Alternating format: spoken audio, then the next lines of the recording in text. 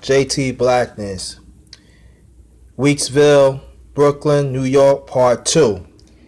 Picked up right here, right there. Here you go.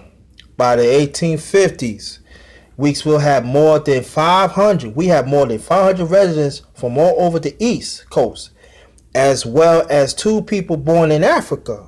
Wow, very interesting. As well as 2 people was born in Africa. Almost 40% of residents was Southern born. Nearly 1/3 of men over 21 own land.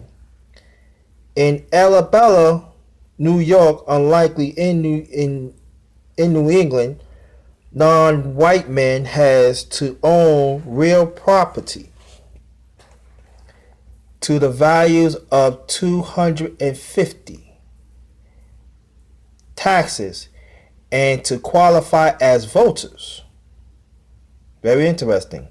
The village had their own churches, including Bethel Tabernacle, African Methodist, Episcopal Church, and the Berean Missionary Baptist Church. As school color number 2, now PS243.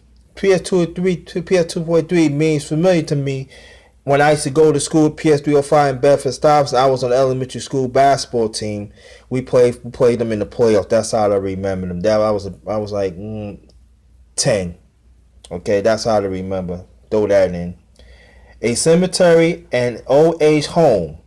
Weeksville had one of the first African American newspapers, the Freeman Torchlight.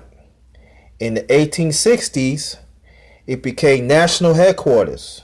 Yeah, national headquarters. Yeah, as a people, we doing our thing. Okay, entrepreneur.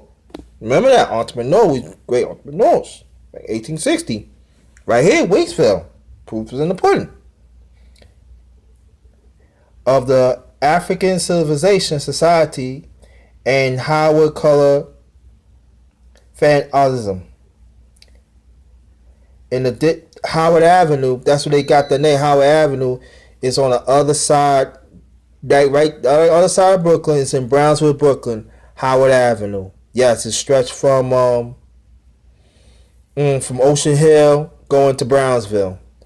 I got to throw that in. Howard Avenue. They got that name from that too. Okay. Where we at too? All right. And the Howard Color. Okay. In addition, the Color School was the first such school in the U.S. to integrate both in staff and its students. During the violent New York draft riot of 1863, community served as refuge for many African Americans who fled from Manhattan. After completion of Brooklyn Bridge and its Brooklyn City grew and expanded, Weeksville gradually became part of Crown Heights, and memory of the village was largely forgotten. Now, this is the thing that a lot of people don't understand. We did have people that proved that made itself, and it wasn't for James Weeks, we would never know. So you think about it. Weeksville was one of the first prominent African American neighborhoods in the United States, even before Rosewood, Florida, and Tulsa, Oklahoma. One of the first ones in New York. I mean, the first one in New York, come and think about it. So, this is part of our history. So, what I'm saying is this, that now Schenectady Avenue. Now, I know you heard us. I said Schenectady Avenue and everything. Let me see. I want this.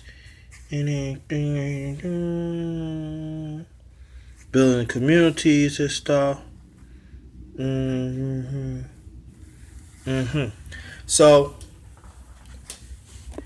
that's what it's all about. So I want to bring out some points before I close this out and everything.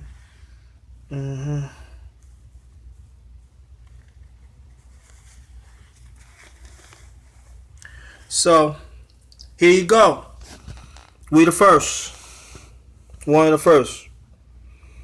So thanks again. Peace and blessings to everybody.